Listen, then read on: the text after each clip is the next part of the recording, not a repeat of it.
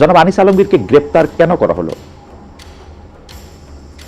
দেখেন, ধন্যবাদ আপনাকে। বিজয় দিবসের শুভেচ্ছা যারা এই অনুষ্ঠান দেখছেন এবং এই নেপথ্যে যারা কাজ করছেন তারা সহ সবাইকে।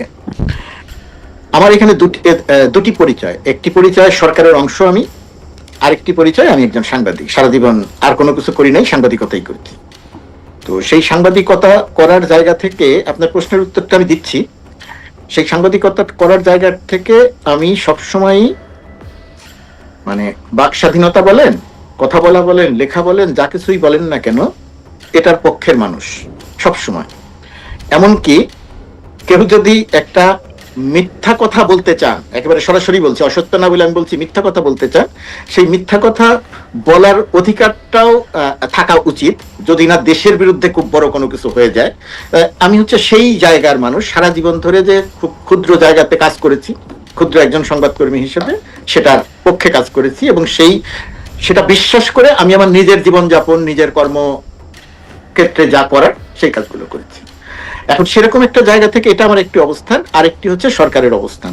সরকারের অবস্থান থেকে আপনার যে প্রশ্নটি, যে আনিস আলমগীরকে কেন গ্রেপ্তার করা হলো, একজন সাংবাদিককে কেন গ্রেপ্তার করা হলো, বা একজন এই রকমের ঘটনার ক্ষেত্রে, এই রকমের কাজকর্মের ক্ষেত্রে আনিস আলমগীরদের মতো সাংবাদিকদের কেন গ্রেপ্তার করা হয়, এইখানে আমি আমার ব্যক্তিগত জায়গা থেকে কথাটা বলতে চাই। যদি আমি ব্যক্তিগত জায়গা থেকে কথা বলবো, তারপরেও আমার যে কোনো কথাই আসলে সরকারের অংশ হিসেবেই সেটা হয়ে যাবে, কেউই এটা বলতে চাইবে না যে এটা সরকারের কথা নয়। আমি মনে করি যে আনিস আলমগীর যে কাজ করছিলেন, আনিস আলমগীরের সারা জীবনের সাংবাদিকতার একটা ক্যারিয়ার আছে, এবং আনিস আলমগীর বর্তমান সময়ে এসে যে কাজ করছিলেন, জুলাই মাস থেকে আনিস আলমগীর যে কাজ করছিলেন, এটা তিনি স্বেচ্ছায় সেই জায়গাটা বেছে নিয়েছিলেন। তিনি জুলাই আগস্টের যে আন্দোলন, সেই আন্দোলনে যখন প্রতিদিন 50, 60, 70 জন মানুষ মারা যাচ্ছিল মানে শেখ হাসিনা তার বাহিনী দিয়ে গুলি করে হত্যা করছিল, সেই সময় আনিস আলমগীরের কাছে এই গণ অভ্যুত্থান বা এই আন্দোলনটা ছিল একটা সন্ত্রাসী, নারকীয় সন্ত্রাসী কর্মকাণ্ড। এটা তিনি তার লেখায় লিখেছেন, এটা তার ইচ্ছা, তিনি মনে করেছেন এটা সন্ত্রাস।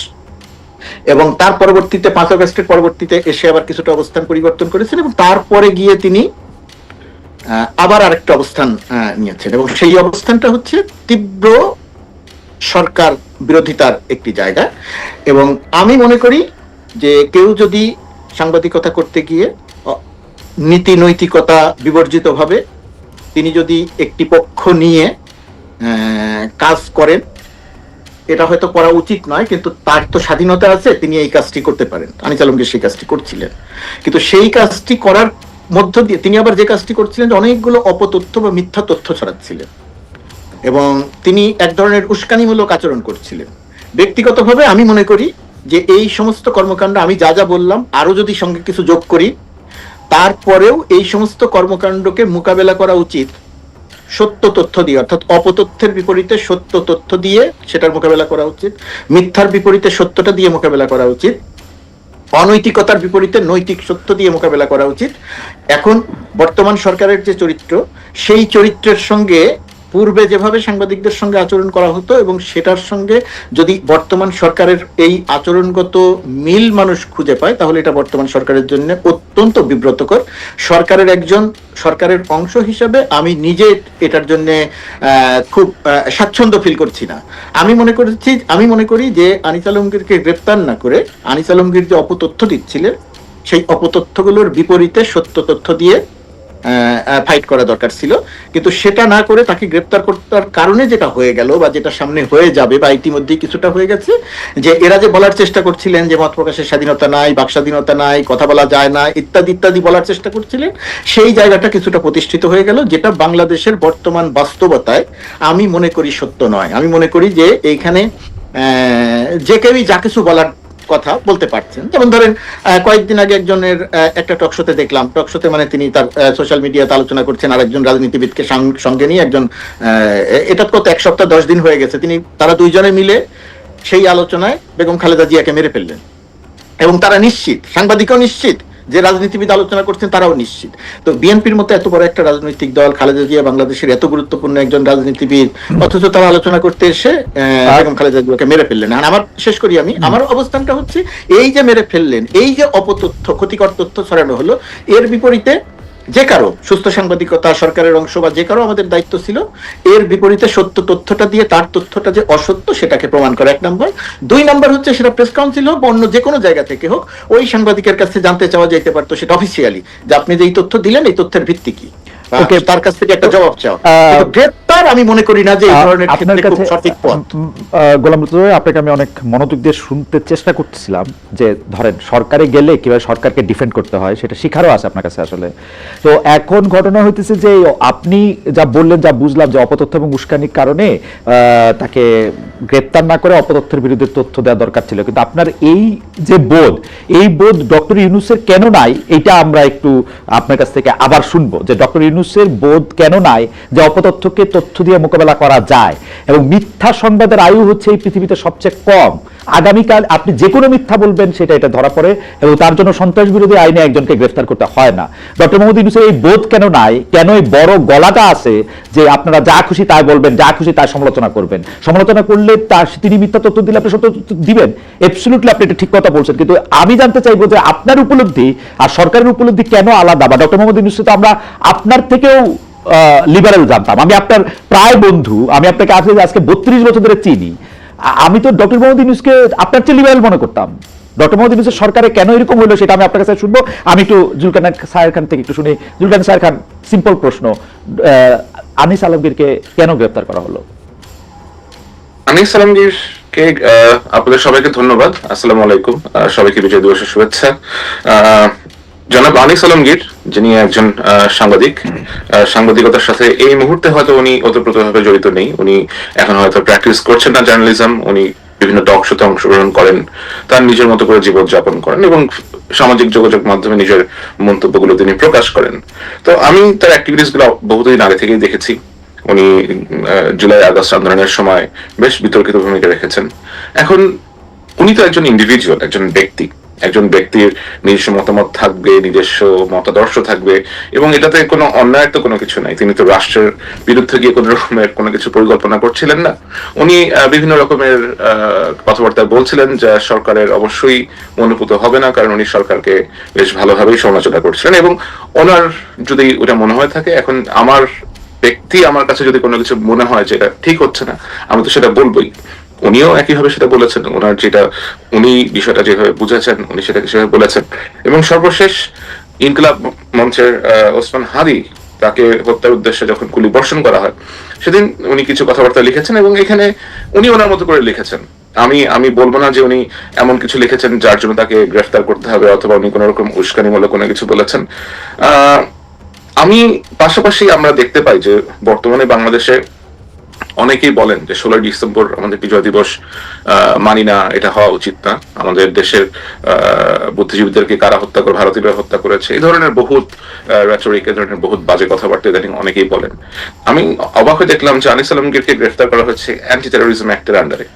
যদি আনিস আলমগীরকে অ্যান্টি টেরোরিজমের অ্যাক্টের আন্ডারে অ্যারেস্ট করা হয় কারণ উনি ওনার মত প্রকাশ করেছেন, তাহলে যারা বাংলাদেশের জাতীয় দিবস, বাংলাদেশের বিজয় দিবস অস্বীকার করছে, তাদেরকে তো আরো বড় রকম করে ট্রেসনের অ্যাক্টে তাদেরকে অ্যারেস্ট করা উচিত বলে আমার মনে হয়। ওরকম কি আমরা কিছু দেখতে পাচ্ছি? অনেকেই দিনের পর দিন সরকারের পাশে গিয়ে তারা গা ঘেঁষে দাঁড়িয়ে থাকে, তারা বলে যে আমরা বাংলাদেশের বিজয় দিবস 16 ডিসেম্বর মানি না, আমরা বম মেরে ক্যান্টনমেন্ট উড়ায় দিব। সরকার তাদের এগেইনস্টে কি পদক্ষেপ নিয়েছে? কোন পদক্ষেপ কি আপনি নিজে দেখেছেন? আমি তো নিজে দেখেছি, বাংলাদেশের চিফ প্রসিকিউটর, আইসিটির প্রসিকিউটর তাজুল সাহেবের পাশে দাঁড়িয়ে ফুয়াদ নামে যে লোকটি আছে, সে বলেছে আমরা ক্যান্টনমেন্টে উড়ায় দিব। তো আপনি দেশের কেপিআই, কি পয়েন্ট ইনস্টলেশন উড়িয়ে দিবেন, এই দৃশ্যটা আপনি বলতে পারেন রাস্তায় এসে? সরকার তো আমরা দেখলাম না কোনো অ্যাকশন নিয়েছে তার বিরুদ্ধে। আপনি দেখেছেন কোন অ্যাকশন নিতে?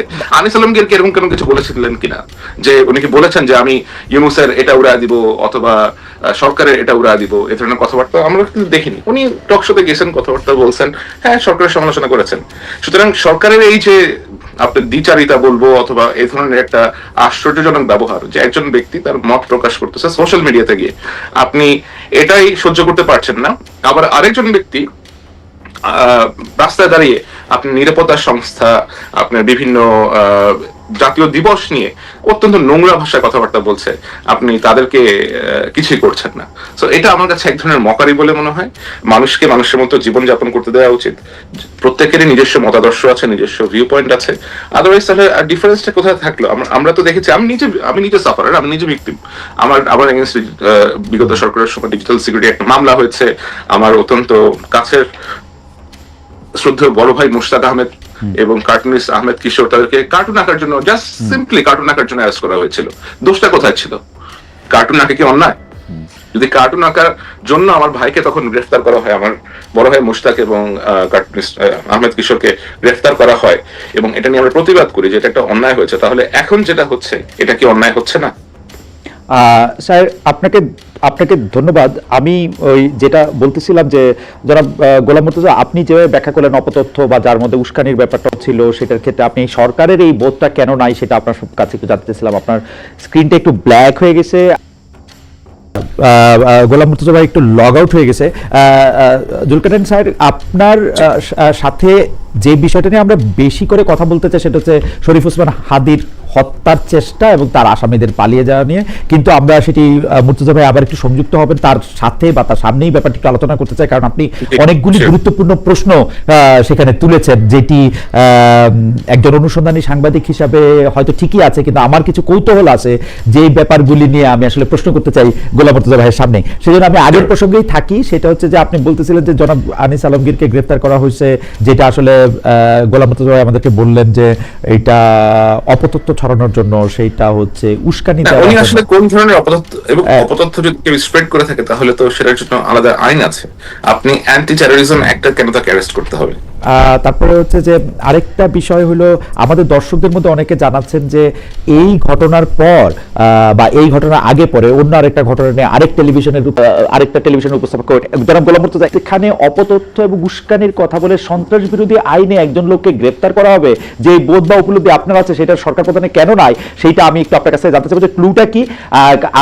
ডক্টর মোহাম্মদ ইউনূসের আপনি অনেক ঘনিষ্ঠ, মানে সরকারে আসার পর আপনার ঘনিষ্ঠতা একটু কমছে আসলে, এর আগে আপনি আরো অনেক বেশি ঘনিষ্ঠ ছিলেন সরকারে আসার আগে ডক্টর মোহাম্মদ ইউনূসের সঙ্গে। তো আপনিও কিন্তু আপনার ফেসবুক স্ট্যাটাসে বলছেন জোকারদের জোকারি করতে দিতে হয়, জোকাররা কর্মকাণ্ড দিয়ে মানুষ আসায়, আরো দুই একজন যে জোকার আছে তাদের জোকারি বন্ধ করার উদ্যোগ নেবেন না, সেটা আপনি সরকারের উদ্দেশ্যে বলছেন। এবং আমরা এই সময়কার একজন বিশিষ্ট সোশ্যাল মিডিয়া ইনফ্লুয়েন্সারকে বলতে শুনছি রইল বাকি দুই, তিনি আনিস আলমগীরে মিন করে বাকি আরো দুইজনের ছবি দিয়েছেন, একজন আব্দুল তুষার, একজন মাসুদ কামাল। আমি কিন্তু আসলেই মুর্তজা ভাই, আমার কাছে মনে হতেছে যে বাংলাদেশ একটা ভীতিকর রাষ্ট্র হয়ে উঠতেছে। এই ভীতি, এই যে আমার শিক্ষক আলী রিয়াজ আমাকে বলছিলেন যে আপনার উদাহরণ তো ফেসিবাদের পক্ষে চলে যাচ্ছে। আমি আলী রিয়াজ স্যার, আপনি দেখতে পান না ফেসিবাদের পক্ষে চলে যাচ্ছে কিনা উদাহরণ? আমি ফেসিবাদের পক্ষে উদাহরণ দিয়ে বলি, আমার কাছে মনে হচ্ছে বাংলাদেশ একটা ভীতিকর জায়গায় চলে যাচ্ছে যারা কথা বলতে চায় তাদের জন্য। আমি আপনাকে একটু শুনতে চাই। চলে যাচ্ছে বলে মনে হচ্ছে আপনার কাছে? চলে যায়নি এখনো? না, মানে সবার জন্য, ফর এভরিওয়ান। আপনি এটা মানে আমি জানি না মুর্তজা ভাই এটা বলেন, আমার কাছে মনে হয় যে আলী রিয়াজ স্যার তো আমার এখন আর ফোনও ধরে না, কথাও শুনে না, আমি কেমনে এটা উনারে শুনাইতাম যে স্যার আপনি কি কোনো ফেসিবাদের প্রতিধ্বনি দেখেন এখন? উনি তো এখন সহকারী, উনি তো এখন বিশেষ সহকারী, উনি এখন উপদেষ্টা পদমর্যাদার মানুষ। জি, গোলাম মুর্তজা ভাই আপনার কাছে একটু শুনতে চাই। আপনি জোকার বলছেন, জোকার বলে বলছেন আরো দুই একজন জোকার আছে, সেই জোকারকে যেন এটার উদ্যোগ বন্ধ না করা হয়। আপনি আমি দেখেন আমি আমার কথা শুরুতে বলেছি, আমার কথা হয়তো রিপিট হয়ে যাবে, দর্শক যারা দেখছেন তারা হয়তো মনে করবেন যে আমি একই কথা বলছি। আমি তো মানুষের কথা বলতে দেওয়ার পক্ষের মানুষ। যেমন জুলকারনাইন সাহেব যুক্তি দিয়ে, তথ্য দিয়ে তিনি আলোচনা করেন, তিনি সরকারের সমালোচনা করেন, সরকারের ভালো কাজের প্রশংসা করেন, সবই করেন। এখন একজন মানুষ শুধু ভালো কাজের প্রশংসা করবে বা সরকারের প্রশংসা করবে, এটা তো কোনো কথা হতে পারে না। সরকারের তো আলোচনা থাকতে হবে, সরকারকে নিয়ে সরকারের সমালোচনা থাকতে হবে। এখন ভীতিকর জায়গা, ওই জায়গাটা নিয়ে আমার একটু বক্তব্য আছে। আমি মনে করছি যে এই আনিস আলমগীর বা তার আগে পান্নাকে গ্রেপ্তারের মধ্য দিয়ে বা তার একই সময়ে একজন রাজনীতিবিদ, একজন সাবেক আমলাকে গ্রেপ্তারের মধ্য দিয়ে সরকার তার নিজের ভাবমূর্তিগত জায়গাতে কিছুটা বিব্রতকর অবস্থায় পড়েছে। কিন্তু এই ঘটনাগুলোর মধ্য দিয়ে যে কথা বলার ক্ষেত্রে একটা ভীতিকর রাষ্ট্রে বাংলাদেশ পরিণত হয়েছে, আমার কাছে মনে হয় না, আমি এই বক্তব্যের সঙ্গে পুরোপুরি একমত নই। একটা মানে কথা বললে এই সমস্যা হয়, আপনি যেটা বললেন যে লইল বাকি দুই, আব্দুল নূর তুষারের কথা উল্লেখ করলেন। আব্দুল নূর তুষার অত্যন্ত লজিক্যাল কথা বলেন, মাসুদ কামাল, হ্যাঁ আব্দুল নূর তুষার অত্যন্ত লজিক্যাল কথা বলেন।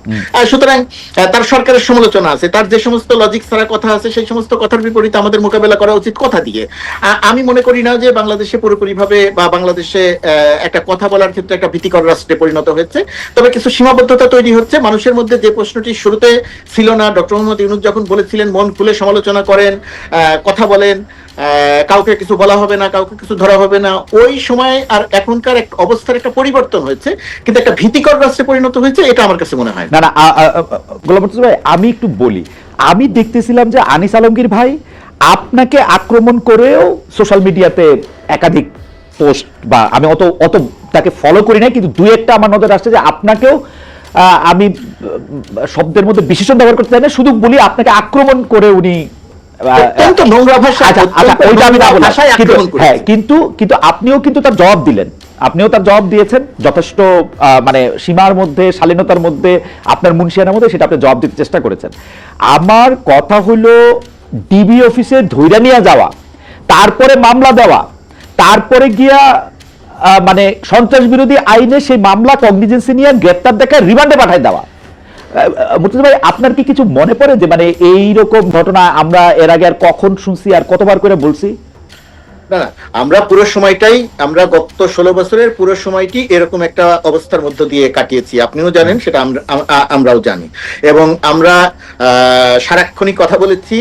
আপনি দেশের বাইরে অবস্থান করে কথা বলেছেন, শায়ের দেশের বাইরে অবস্থান করে কথা বলেছে, আমরা দেশের ভেতরে থেকে কথা বলেছি, যতটুকু বলতে পেরেছি ততটুকু কথা বলেছি। এবং আমাদের এইখানে আমরা যে তিনজন আছি, তিনজনের কথার মূল সুরটা কিন্তু একই ছিল, যে ভীতিকর অবস্থা তৈরি করা যাবে না, ভয়ের সংস্কৃতি তৈরি করা যাবে না, মানুষকে তুলে নিয়ে যাওয়া যাবে না, এটা ছিল। তো এটার আমরা যখন এই সরকারের এই সময়, ধরেন আমি যে সরকারের অংশ, সেই সরকারের সময় একজন সাংবাদিকের বিরুদ্ধে আমি এই গ্রেপ্তারটিকে আমার জন্য অত্যন্ত স্বাচ্ছন্দ্য হতো, আমার জন্য বিব্রতকর হতো না, আমি যদি দেখতাম যে একজন কিছু কাজ করেছেন, সেই কাজটা হয়তো আমি জানি না, আপনি জানেন না, তার বিরুদ্ধে যদি সেটা দৃশ্যমানভাবে অভিযোগগুলো আগে আনা হতো এবং সেই অভিযোগগুলোর পক্ষে যদি তথ্য প্রমাণ দিয়ে বলা হতো যে সে এই ধরনের কাজের সঙ্গে সম্পৃক্ত হয়েছে, এই কারণে তার নামে এই আইনে মামলা হবে, এই কারণে তাকে গ্রেপ্তার করা হবে, তাহলে সেটা যথেষ্ট লজিক্যাল হতো।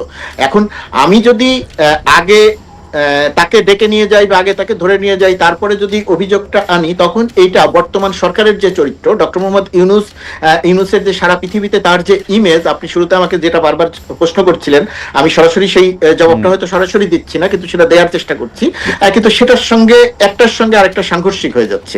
আমার ধারণা যে একটা সরকার মানে তো একজন ব্যক্তি নয়, প্রধান তিনি অবশ্যই মূল ব্যক্তি, কিন্তু ভেতরে এই সরকার যেহেতু কোনো রাজনৈতিক সরকার নয়, এই সরকার যেহেতু বিভিন্ন জায়গা থেকে লোকজন এসে তাদেরকে একত্রিত করা হয়েছে, এটার ভেতরে সম্ভবত অনেকগুলা উইং রয়ে গেছে, এবং সেই সমস্ত উইং হয়তো নানা রকমের কর্মকাণ্ড করছে। একটা জায়গা থেকে কোঅর্ডিনেশনের জায়গাটাতে আমার ধারণা যে কোনো সমস্যা হয়তো হচ্ছে, যে কারণে আমরা এই ধরনের একটা সাংঘর্ষিক অবস্থাটা দেখছি। গোলাম মুর্তজা ভাই, আপনাকে ধন্যবাদ। আমি একটু জুলকারনাইন সায়ের খানের কাছে পরবর্তী প্রসঙ্গে যেতে চাই, যেটা হচ্ছে শরীফ ওসমান হাদিকে গুলি করে পালিয়ে যাওয়ার কথা আমরা যেটা তার কাছ থেকে জেনেছি, সেইটা নিয়ে আমরা তার সাথে কথা বলবো। তার আগে আমাদের একজন দর্শক সজীব আহমেদ PW1YR অনেকগুলি মেসেজ পাঠিয়েছেন, মানে আমি তার মেসেজটা না পড়ে আর পারলাম না। তিনি লিখেছেন, আমি তাকে কোট করছি, পিনাকিকে আনার সাহস আছে খালেদের, আপনি পারলে উনাকে এনে এসে প্রশ্ন করেন। ডক্টর ভট্টাচার্যকে আমরা অ্যাপ্রোচ করেছিলাম, ডক্টর ভট্টাচার্য আমাদের অনুষ্ঠানে আসতে চান নেই আসলে, আমরা একাধিকবার অ্যাপ্রোচ করেছি ওনাকে। জনাব জুলকারনাইন সায়ের খান, আমি আপনার কাছে যে প্রশ্ন করতে চাই যে শরীফ ওসমান হাদিকে শুক্রবার দিন সেই গুলি করার পর, যদিও মানে কি বলে যদি ভিন্ন দিকে গোলার্ধে থাকা আমরা মানে আমি ঠিক এটি সময় মতো জানি নাই, কিন্তু তারপর থেকে যখনই জেনেছি পুরোটা রাত ধরে আমি আপনাকে আসলে ফলো করছিলাম যে আপনি প্রথম সিসিটিভি ফুটেজ থেকে শুরু করে তারা আসলে কোন জায়গায় আছেন, কোন জায়গা থেকে পালাতে চেষ্টা করছেন কিনা ক্রমাগতভাবে স্ট্যাটাস দিয়ে গেছেন। আমার প্রশ্ন, যে তথ্য আপনার কাছে থাকলেও সেই তথ্য কি বাংলাদেশের যারা আইন শৃঙ্খলা রক্ষাকারী বাহিনী যারা এটা কাজ করবেন তাদের কাছে ছিল না, নাকি তারা আপনার কাছে তথ্য দিয়েই তারা খালাস হয়েছেন? আমি মুর্তজা ভাই তো খুব সুন্দর বাংলা লেখে, মুর্তজা ভাইয়ের ফেসবুকের স্ট্যাটাস আমার খুব পছন্দ হয়েছে।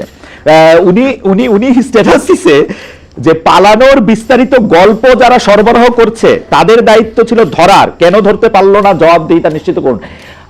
আপনার মানে আমি শিওর এটা আপনাকে এবং কিছুটা বোধহয় আমাদের জাওয়াদ নির্ঝরকেও বলেছেন, আমি জানি না, যে পালানোর বিস্তারিত গল্প যারা সরবরাহ করছে তাদের দায়িত্ব ছিল ধরার, মানে তারা আপনাকে গল্প সরবরাহ করছে, তারা ধরছে না। আপনি যদি একটু বলতেন, আমি মনে হয় এখানে এই শায়ের বলার আগে আমি একটু বলি। আমি এখানে গল্প সরবরাহ করছে একজন ব্যক্তির কথা বলছি না। শায়ের তার অসংখ্য সোর্স আছে, সেই সোর্স থেকে তথ্য দিচ্ছে। শুধু এই তথ্যই নয়, আর অনেক তথ্য দেন, যে সমস্ত তথ্য বাংলাদেশের মূলধারার গণমাধ্যম দেয় না বা দিতে পারে না। আমি এখানে বলেছি যাদের ধরার দায়িত্ব ছিল তারা বিভিন্নভাবে গণমাধ্যমকে গল্প সরবরাহ করছে। আমরা একটু স্যারের ব্যাখ্যা শুনি, আমি লাইনটা আবার পড়ি খান সাহেবের সুবিধার জন্য। পালানোর বিস্তারিত গল্প যারা সরবরাহ করছে তাদের দায়িত্ব ছিল ধরার। সাহেব, আসলে পালানোর বিস্তারিত গল্প এবং এই যে সরবরাহ করার যে বিষয়টা আছে, আমি আপনাকে বেশ মজার একটা কথা বলি। আমাকে গোয়েন্দা সংস্থা থেকে আমাকে তথ্য সরবরাহ করা হয় না। এটা অনেকে মনে করেন যে আমাকে গোয়েন্দা সংস্থা থেকে আমাকে তথ্য সরবরাহ করা হয়, বাট বিষয়টা এমন না। আগে আমার গোয়েন্দা সংস্থাতে প্রচুর সোর্স ছিল, এখনো গোয়েন্দা সংস্থাতে প্রচুর সোর্স আছে, এবং আমার যখন কোথাও কোনো প্রয়োজন হয় কোনো তথ্য জানার জন্য, আমি তাদেরকে রিচ আউট করি, তাদেরকে রিকোয়েস্ট করি যে এই বিষয়ে কোনো ইনফরমেশন জানার সুযোগ আছে কিনা, অথবা তারা যদি মনে করেন যে তারা কোনো কিছু একটা পলিটিক্যাল কারণে করতে পারছেন না, they do share with me sometimes যে হ্যাঁ এটাকে এভাবে করলে হয়তো বেটার হয়। তখন আমি তথ্য পাওয়া মাত্রই যে আমি জাম্প করে বসবো যে তথ্যের উপরে আমাকে অ্যাক্ট করতে হবে, ওইটাও না। নর্মালি কোনো তথ্য পেলে আমাকে ওইটা ভেরিফাই করতে হয়, আমাকে এটা কয়েকটা সোর্সের মাধ্যমে আমাকে এটা যাচাই করতে হয়। তো আমি কোনো তথ্য পেলাম সেটাকে আমি ভেরিফাই করব না, না করেই আমি জাম্প করব যে এটাই হচ্ছে কনক্লুশন। ব্যাপারটা এরকম আমি করি না, এটা আমার পক্ষে করা সম্ভব না। এটা হচ্ছে একটা ক্লারিফিকেশন। সেকেন্ড হচ্ছে তাহলে যদি আপনি আমার ইয়াটা একটু বলতেন যে মানে আপনি যে তথ্যগুলি পাইতেছেন সেই তথ্যগুলি কি বাংলাদেশের যাদের ধরার কথা এইটা দিয়ে আবার আমি যে তথ্যগুলো সেদিন পাচ্ছিলাম, এখন ইউ আন্ডারস্ট্যান্ড, আমরা যখন কাজ করি এই ধরনের অনুসন্ধানী সাংবাদিকতা নিয়ে যখন আমরা কাজ করতে হয়, আমাদেরকে বিভিন্ন ধরনের মানুষের সাথে পরিচয় রাখতে হয়, বিভিন্ন ধরনের লোকজনের সাথে আমাদের পরিচয় থাকে। এই লোকদের মধ্যে কেউ হয়তো হতে পারে পুলিশের অফিসার, কেউ হয়তো হতে পারে আপনার আন্ডারওয়ার্ল্ডের সাথে রিলেটেড এরকম কোনো লোকজন, কেউ হয়তো হতে পারে আপনার কোনো অন্য কোনো পলিটিক্যাল পার্টির লোকজন, কেউ হয়তো সরকারের ভেতরের কোনো লোকজন, নট নেসেসারিলি যে ইন্টেলিজেন্সের লোকজন অথবা সিকিউরিটি ফোর্সের লোকজনই দিচ্ছে। এখন হয়তো এখানে এমন লোকজন আছেন যাদের পক্ষে এই তথ্যের ভিত্তিতে অ্যাক্ট করা সম্ভব হচ্ছে না, এবং আমার জন্য এই ছেলেটাকে চিনতে সময় লেগেছে কমপক্ষে হলো 4 থেকে 5 ঘন্টা। এবং এই তথ্য আমার কাছে বিভিন্ন মাধ্যমে আসছিল, ধরেন তার বন্ধুরা কেউ আসছিল, তার সাথে পড়াশোনা করেছে এরকম কেউ আসছিল। এই ছেলে আপনার বেসিসের মেম্বার ছিল, সে মোস্তফা জব্বার যিনি ছিল তার কাছ থেকে পুরস্কার নিয়েছে, এবং ওই যে আইটি সোসাইটি আপনার বেসিসের যে একটা সোসাইটি আছে, ওই সোসাইটির ভেতরের লোকজন আমাকে রিচ আউট করেছে যে আমরা এই ছেলেটাকে চিনতে পারতেছি, এই ছেলেটা হচ্ছে এই এটা। স্যার আপনি কিছু মনে করলে এটা আপনার একটা কথা বলি, আপনি তো একজন মানুষ, বাংলাদেশের ডজন খানেক গোয়েন্দা সংস্থা আছে যাদের এই কাজগুলি রুটিন অনুযায়ী করার কথা। মানে জুমার নামাজের পরে উনি ব্যাটারি চালিত রিক্সা করে উনি যাচ্ছেন, একটা মোটরসাইকেলে করে ওনাকে গুলি করে দেওয়া হচ্ছে, সেইটা সিসিটিভির ফুটেজে দেখা যাচ্ছে। তারপরে কাজগুলি তো রুটিন, সেটা ক্রিমিনোলজিতেও পড়ানো হয়, সেটা যে কোনো কিছুতে পড়ানো হয়েছে। তারা যে গোয়েন্দা সংস্থা, এই নামটা গোয়েন্দা লাগাইতে হইলেও তারা যাদের এগুলি পড়তে হয়েছে না। এখানে খালেদ ভাই, আমি আপনাকে একটা জিনিস একটু বলি যে এই ঘটনাটা যেটা ঘটে এটা খুবই আনপ্রেসিডেন্টেড এবং খুবই সাডেন একটা ইনসিডেন্ট। হ্যাঁ, এটার জন্য কেউই আসলে আপনার একটা ফ্রাইডেতে, এটা হয়েছে একটা ছুটির দিনে, এবং আমরা যখন এখন ইউ আন্ডারস্ট্যান্ড সরকারি সংস্থা এবং সরকারি যারা কাজকর্ম করে তাদেরকে তো একটা হায়ারার্কি মেনটেন করতে হয়, তাদের প্রসেস আছে, তাদের প্রসেস ফলো করতে হয়। আমার কাছে যখন কোনো কিছু আসে, আমার তো ধরেন আরো 10টা হ্যান্ড আছে, আরো 20টা হ্যান্ড আছে, আমি হয়তো বিভিন্ন হ্যান্ডের মাধ্যমে রান করে আমি চেক করি যেটা আসলে কি হচ্ছে অ্যাকচুয়ালি এখানে, আমি অ্যাসেস করে দেন আই রান ইট। তো আমার ক্ষেত্রে বিষয়টা যেমন, তাদের ক্ষেত্রে হয়তো বিষয়টা ওরকম না। হ্যাঁ, অফকোর্স এই ছেলেটাকে যখন 7 ঘন্টা, আমরা 5 ঘন্টা পরে যখন জানা গেছে যে এই ছেলেটা অ্যাকচুয়ালি কে, তখন by that time he has pretty much left the country. কারণ আমি যেটা শুরু থেকে বলে এসেছি যে এটা খুবই একটা কোঅর্ডিনেটেড মুভমেন্ট এবং খুবই কোঅর্ডিনেটেডলি তারা এই আক্রমণটা করেছে। এই ছেলেটাকে অনেকদিন ধরে ফলো করা হয়েছে, এরা এর ভেতরে প্রবেশ করেছে এবং এদেরকে প্রপারলি দেশ থেকে আপনার আরেক দিকে এক্সিট করে দেওয়ার জন্য একটা একটা একটা দল আছে। এবং আপনি শুনলে অবাক হবেন যে এই ছেলেটা যখন আক্রমণ করে ওসমান হাদিকে, যখন সে ফায়ার করে, তার পেছনে তখন দুইটা সিএনজি ছিল এবং ওই সিএনজির মধ্যেও তার একটা ব্যাকআপ টিম ছিল, যে ব্যাকআপ টিমের কাজ ছিল যদি সে কোনো কারণে ব্যর্থ হয় এখানে তারা আপনার স্মোক মিরর ক্রিয়েট করে তারা তাকে ওখান থেকে নিয়ে যাবে সরায়। তো এই জিনিসগুলো তো অবশ্যই আমাদের এজেন্সিরা যারা আছেন তারা অবশ্যই এখন এই বিষয়ে অনেক সচেতন হয়েছেন। I hope they are working on it on a very serious scale. আমি যেটা শুনতে পাচ্ছি they are very serious about it. তো এরকম একটা ঘটনা আশা করি তারা ভবিষ্যতে আর যেন না ঘটে, এটা ঘটাতে তারা সর্বোচ্চ অবস্থান নেবে। আমি শুধু ভবিষ্যতের ক্ষেত্রে আগে আমি শুধু দুইটা জিনিস একটু ক্লিয়ার হতে চাই। একটা জিনিস হচ্ছে অ্যাটেম্প টু মার্ডারের ক্ষেত্রে আমি যতদূর জানি যেই থানার জুরিসডিকশনে পড়বে তাদের কাউরে জিজ্ঞেস করতে হয় না, হোমিসাইডের ক্ষেত্রে কাউরে জিজ্ঞেস করতে হয় না প্রসিডিং শুরু করতে, এবং শুক্র শনিবার ঈদের দিন পূজার দিন এর কোনো কিছু আসলে যারা কোনো একটা হত্যা বা হত্যা প্রচেষ্টার ক্ষেত্রে যারা দায়িত্বে থাকে তাদের ক্ষেত্রে এটার কোনো এক্সকিউজ নাই। কিন্তু আমরা দেখছি যে নড়তে চড়তে উপদেষ্টারা এসে একটা কথা বলতে, এবং সেই কথাও মানে অর্ধেক মিনিংলেস।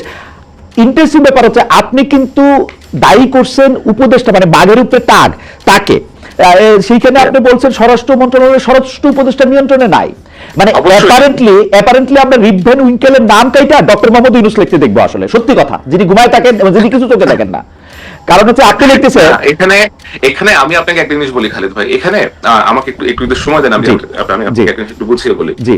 যেটা বেসিক্যালি হয়েছে, যেটা আমি আজ কালকেও একটা জায়গা থেকে বলছিলাম, যে সরকারের ভেতরের কিছু সরকার, মুর্তজা ভাই যেমন বলছিলেন যে এখানে অনেকগুলো উইং আছে, অনেকগুলো ইন্টারেস্ট পার্টি আছে এটার ভিতরে, এটা খুবই সত্যি কথা যে সরকারের ভেতরে যেহেতু বিভিন্ন জায়গা থেকে সমন্বয় করে লোকজন এখানে এনে জড়ো করে একটা সরকার পরিচালনার অবস্থা করা হয়েছে, এখানে বিভিন্ন মতের বিভিন্ন আদর্শের লোকজন এখানে আছেন এবং এর মধ্যে এমন কিছু লোকজন আছেন যারা হয়তো কোনো মতাদর্শের না, তারা তাদেরকে জাস্ট নিয়েই হয়েছে সামনে আপনার কুমিরের বাচ্চার মতো প্রেজেন্ট করার জন্য।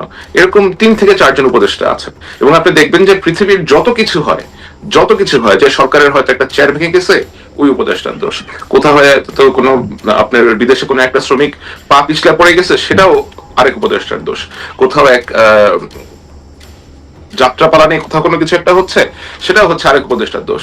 সুতরাং এই যে ধরেন আপনার উপদেষ্টারা যে কিছু লোকজনকে স্কেপগোট হিসেবে তারা নিয়ে আসছে এখানে আপনার অন্যদেরকে আড়াল করার জন্য, এটা একটা বাজে প্রয়াস আর কি। তো এটার অংশ হিসেবে আমি আপনাকে বলবো যে একটু হোল্ড করবেন প্লিজ, একটু হোল্ড করেন।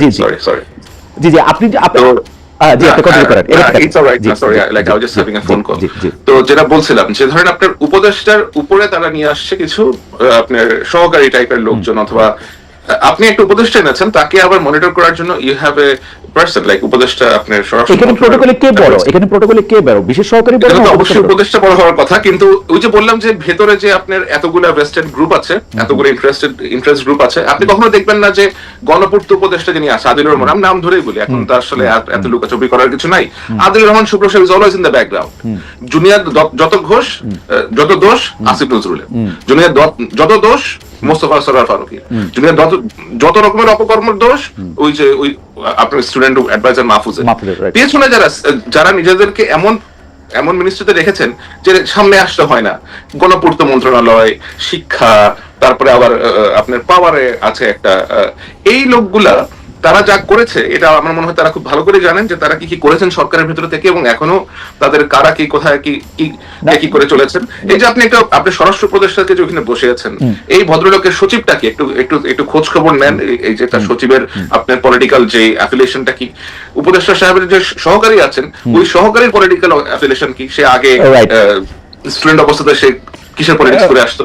সুতরাং আপনাকে যারা চালাবে, আপনি একটা লোককে চারিদিক দিয়ে ঘিরে ধরে রাখছেন আপনার পারপাস সার্ভ করবে এরকম লোকজনের, এবং আপনি আশা করতেছেন যে এই বয়স্ক একজন সাবেক জেনারেল সাহেব উনি সবকিছু উল্টা দিবে, ব্যাপারটা তো এরকম না। স্যার আপনার কাছে আমার শুধু এইটা প্রশ্ন, আমি কিন্তু এই যে উপদেষ্টা তার সহকারী এই যে মেকানিজমটা এটা কিন্তু আমি চারিদিকে দেখতে পাই, মানে এই যে নিরাপত্তা উপদেষ্টা কি আসলে পররাষ্ট্র উপদেষ্টা না, সেই পররাষ্ট্র উপদেষ্টা। হ্যাঁ, তো এখন মানে এটা একটা ইন্টারেস্টিং কথা বলেছেন আপনি। ওই যে তৌহিদ সাহেবকে কিছু হলেই, হ্যাঁ, তৌহিদ সাহেবকে কিছু হলেই গালিগালাজ করে গালিগালাজ বলা হয়, right. বাট তৌহিদ সাহেবের তো এখানে কোনো ক্ষমতা নাই, ক্ষমতা তো আরেকজন উপর থেকে নিয়ে আসছে। মানে তৌহিদ সাহেব পররাষ্ট্র উপদেষ্টা যদি দিল্লি গিয়ে কারোর সাথে বৈঠক করে আসতো তাহলে সে শেষ হয়ে যেত। নিরাপত্তা উপদেষ্টা গিয়ে 4 দিন গিয়ে নিরাপত্তা উপদেষ্টা, আপনি নিরাপত্তা উপদেষ্টা তো ওখানে গিয়ে ভয়ে হোটেলেও থাকে নাই, অ্যাম্বাসেডর ওখানে হাই কমিশনের বাসা থেকে তারা ঘুমাইতে হচ্ছে ভয়ে। কিন্তু আমার কথা হলো নিরাপত্তা উপদেষ্টা, আমি কথার মানে জনাব গোলাম মুর্তজার কথা একটু আমি শুনতে চাই, কিন্তু আমি শুধু একটু জিজ্ঞেস করতে চাই আপনার কাছে কি মনে হয় ডক্টর মোহাম্মদ ইউনূস কি করেন আসলে? মানে এই উপদেষ্টা ব্যর্থ, এই উপদেষ্টা পারে না, এই উপদেষ্টা করে নাই। আমি প্রিটি শিওর, কারণ আমি মডেলটা জানি, শেখ হাসিনার আমলে শেখ হাসিনার কথা ছাড়া ডিবি অফিসে হারুন নড়ে নাই। ডক্টর মোহাম্মদ ইউনূসের কথা ছাড়া আনিস আলমগীর গ্রেফতার হতে পারবে না। ডক্টর মোহাম্মদ ইউনূসের কথা ছাড়া এই হাদির মৃত্যুর পরে এই গোয়েন্দা সংস্থাগুলি যে মুভ করে নাই বা করছে কিনা, যে জবাবদিহি চাইতেছে, এটা ডক্টর মোহাম্মদ ইউনূসের দায়, উনি অ্যাক্ট করে নাই। আপনি কি মনে করেন এই রুটিন চেঞ্জ হয়েছে প্রাইম মিনিস্টারের কার্যালয় থেকে ডিবি অফিসে বা ঢাকার কমিশনারের কবে যে এটা মুভ করো তারপরে মুভ করবে? আপনি কি মনে হয় চেঞ্জ হয়েছে? আপনার গোয়েন্দা সংস্থাগুলো কি আসলে এখন ফাংশনাল অবস্থায় আছে? আপনি কি জানেন যে তারা ফাংশনাল অবস্থায় আছে কিনা, অথবা তাদের যে অ্যাক্টিভিটিস, সাধারণভাবে যে তারা অ্যাক্টিভিটিস করা দরকার, তাদের অ্যাক্টিভিটিস গুলো করতে আপনার যে ধরনের কোঅপারেশন লাগে, সে ধরনের কোঅপারেশন কি তারা পাচ্ছে? বলেন তো আমাকে। এটাও একটু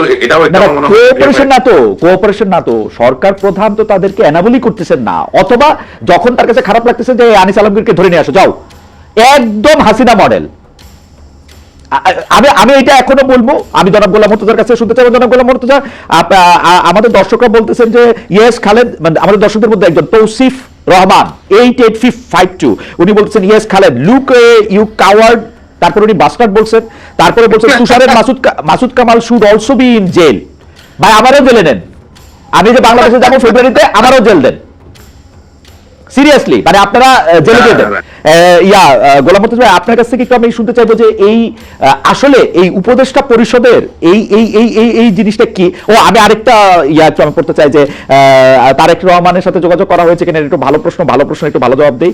আমি গত 5 বছর ধরে কন্টিনিউয়াসলি জনাব তারেক রহমান ইন্টারভিউ নেওয়ার চেষ্টা করে আসতেছি, লিখিত, মেইল, ফোন, কথা, সবকিছুতে উনি আমাকে ইন্টারভিউ দিয়েছেন, মানে দিবেন বলে সর্বশেষ কথা দিয়েছেন, মানে আই ডোন্ট নো। তারপরে গোলাম মুর্তজা আপনার কাছে একটু শুনতে চাই যে এই যে জুলকারনাইন সাহেব তথ্য পাচ্ছেন, এখন তথ্যের কথা আপনি বাদ দেন, নরমাল প্রসিডিওরগুলি কি ফলো করা হয়েছে? হাদিকে যখন গুলি করা হয়েছে তারপরে সিসিটিভির ফুটেজকে দেখা তারপরে লোকগুলিকে নাকি একটু দেরি করা হয়েছে, নাকি উদরপিণ্ডি আলমগীরের ঘাড়ে চাপানোর চেষ্টা করা হয়েছে? আপনি কি একটু বলবেন যে এটাকে আসলে ইচ্ছা করে করা হয়েছে, কম করে করা হয়েছে, কি করা হয়েছে? ধন্যবাদ। এটা আমি যেটা বলতে চাই সেটা কিছুটা বলেছি। আপনি আমার যে ফেসবুক স্ট্যাটাসটার কথা বললেন, আমি সেখানে সরকারের অংশ হয়ে, আমি তো সরকারের অংশ বলছি, আমি তো সরকারের খুব ছোট্ট একটা জায়গার খুব ক্ষুদ্র একটা অংশ, তো সেটা হয়ে সবগুলো জায়গাতে আমার পক্ষে মন্তব্য করা সম্ভব নয়। কিন্তু হাদিকে গুলি করার পরের থেকে জুলকারনাইন সাহেবের যে পোস্টের কথা বললেন, তিনি যেভাবে তথ্য সরবরাহ করেছেন, সেটা আমিও ফলো করেছি।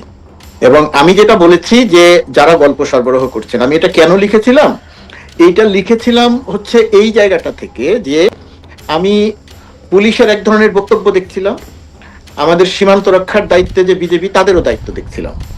আমি সাংবাদিকতার একটা সময়ে মোটামুটি ভাবে ঢাকার বা বাংলাদেশের আন্ডারওয়ার্ল্ডের খোঁজ খবর রাখতাম, এবং আন্ডারওয়ার্ল্ডের খোঁজ খবর রাখতে গিয়ে পেশাদার খুনি থেকে শুরু করে আন্ডারওয়ার্ল্ডের টপ পর্যন্ত এদের সবার সঙ্গে, অনেকের সঙ্গে আমার খুব ঘনিষ্ঠ একটা যোগাযোগ তৈরি হয়েছিল।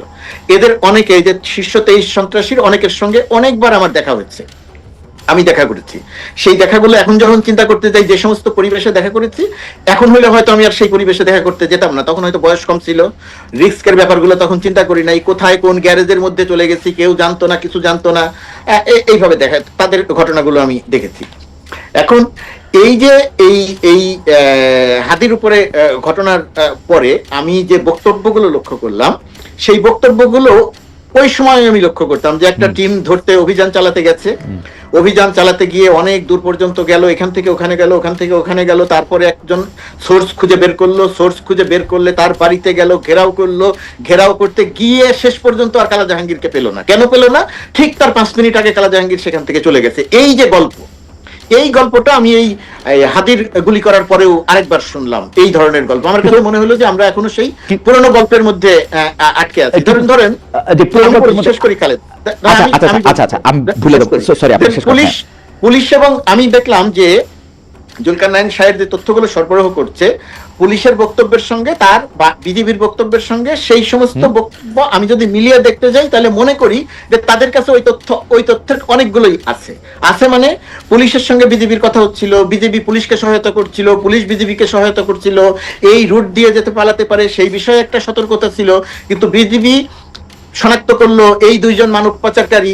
আমার প্রশ্নটা হচ্ছে, এই যে গল্পগুলো আমরা বছরের পর বছর ধরে শুনে আসছি, এখন দুইজন মানব পাচারকারী ওই অঞ্চলে আছে, তো দুইজন মানব পাচারকারীর বাড়িতে গিয়ে ঘেরাও করলেন 5 মিনিট আগে কেন, আর 5 মিনিট পরে কেন, আর 5 মিনিট আগে গেলেন না কেন?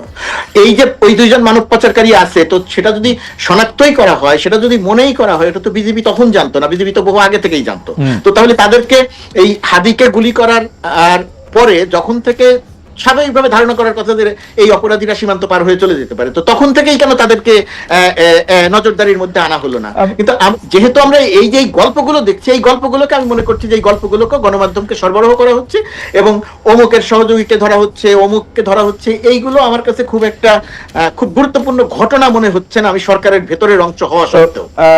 মুর্তজা ভাই, আমি জুলকারনাইন সাহের খানকে যে প্রশ্নটা করছিলাম, সেই প্রশ্নটা হচ্ছে যে আমি তথ্য নিয়ে না, কিন্তু আমি প্রসিডিউরটা শুরু করার ক্ষেত্রে যে আপনি জানছেন এখন হাদি কিন্তু খুব অপরিচিত একজন না, হাদি খুবই পরিচিত একজন, তাকে তার মুখ চেনা, তাকে যে গুলি করে তাকে হত্যার আইটেম নেওয়া হয়েছে সেটাও খুব দ্রুত জানা গেছে, তারপরে কি এই একটা করা হয়েছে সময় মতো?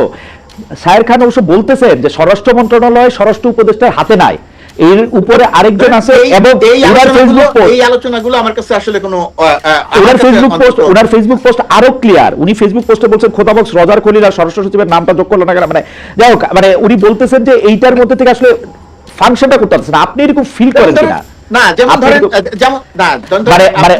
আমি একটু সন্দেহ, আমি আপনি দুইজনই যখন প্রায় একই সময়ে, আমরা কিন্তু খেয়াল করছি বিএনপির প্রথম 2001 থেকে 2006 সালে আলতাফ সাহেব এবং বাবর সাহেব মন্ত্রী প্রতিমন্ত্রী তারা কিন্তু ফাংশন করতে পারতেছিলেন না আসলে প্রপারলি। আলতাফ সাহেবকে সরাই দিয়ে শুধু একজন স্বরাষ্ট্র প্রতিমন্ত্রীকে রাখা হলো, বাবর সাহেব, তখন কিন্তু এটা ভালো করতে পারলো বা তাদের ইচ্ছা মতো এটা করতে পারলো বলে মনে হলো। একই সমস্যা কি এখানে না? স্বরাষ্ট্র উপদেষ্টা, বিশেষ সহকারী, এই আলোচনার মধ্যে আসলে আমি ঢুকতেই চাই না এই কারণে, এই লজিকে যে এইখানে ব্যক্তি একজন, দুইজন, তিনজন, কার উপরে কে, এই আলোচনাগুলো আমরা করতে পারবো, কিন্তু আমরা শেষ বিচারে গিয়ে দেখবো বা দেশের মানুষ দেখতে চাইবে কাজটা হলো কিনা, কাজটা হচ্ছে কিনা। এখন পর্যন্ত যে কাজের কথা বলছি, শুরু করাটা ধীর গতিতে শুরু করার সময়ে অতি দ্রুত করলাম কিনা, আমরা যদি অতি দ্রুতই শুরু করতাম তাহলে আমার ধারণা যে ওই সীমান্ত পার হয়ে এরা চলে যেতে পারতো না। আপনি অতি দ্রুত যদি আমরা শুরু করতাম বা যথাসময়ে যদি আমরা শুরু করতাম, নিঃসন্দেহে এখানে আমাদের একটা দুর্বলতা আছে, কিন্তু ওই আলোচনাগুলো আমি আসলে করতে চাই না যে কে কার উপরে। এখানে যে যার উপরে হোক, দায় শেষ পর্যন্ত গিয়ে সরকার যার উপরে গিয়ে পড়ে। মুর্তজা, আপনিও সরকারে আছেন, আমি আসলে জাস্ট এটা জানতে চাই, এইটা কি ডিফাইন করা আছে কার কোথায় দায়িত্ব? অর্থাৎ আমি প্রশ্নটা করি যে স্বরাষ্ট্র উপদেষ্টার দায়িত্ব হচ্ছে একটু, স্বরাষ্ট্র মন্ত্রণালয়ের দায়িত্বপ্রাপ্ত প্রধান উপদেষ্টার বিশেষ সহকারী দায়িত্ব, এটা কি ভাগ করা আছে? ডেফিনেটলি এটা ভাগ করা আছে। এখন প্রশ্ন হচ্ছে ক্লিয়ারলি ডিফাইন্ড, এখন প্রশ্ন হচ্ছে ডেফিনেটলি ভাগ করা আছে, যার যার দায়িত্বের কথা তারা জানেন। এখন কে কোনটা করতে পারেন, কে কোনটা করতে পারেন না, সেটা ভেতরে যারা আছেন তারা বলতে পারবেন, আমার অবস্থান থেকে সেটা বলা সম্ভব নয়। ওকে, আমি পরবর্তী প্রসঙ্গে যেতে চাই। যদি জুলকারনাইন স্যার এই প্রসঙ্গে যদি কোনো মন্তব্য করার থাকে আপনি ছোট করে একটু মন্তব্য করতে পারেন, নাহলে আমি একটু পরবর্তী প্রসঙ্গে। আচ্ছা, পরবর্তী প্রসঙ্গটা হচ্ছে যে আজকে বিজয় দিবস বলেই শুধু না, ডিসেম্বর মাস আসলে নানা ধরনের আলাপ আলোচনা আমরা শুনি, কিন্তু এইবারে ডিসেম্বর মাসটা অনেকখানি আলাদা।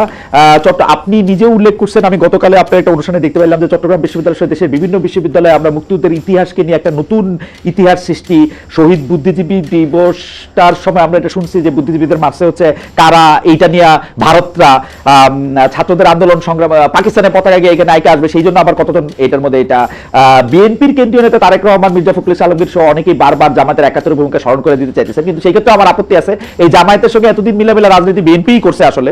তো কিন্তু আমরা আসলে কোথায় যাব, মানে আমাদেরকে যেগুলি গিলতে হইতেছে, গিলাটা কি পরিমাণ আপনি আমাদের দেখেন। এই যে আমি এই কথা বলতেছি, তখন আমাদেরকে একজন দর্শক, ওনার নাম তো বুঝলে না, তবে একটু বলি, সারোয়ার MD X7H খালেক মহিউদ্দিন, তোমাকে বারবার বলতেছি ভারতের কোনো ব্যাপারে দালালি করবে না, বাংলাদেশের দেশপ্রেমিক সাংবাদিক হিসেবে যদি থাকতে চাও তাহলে ভালো।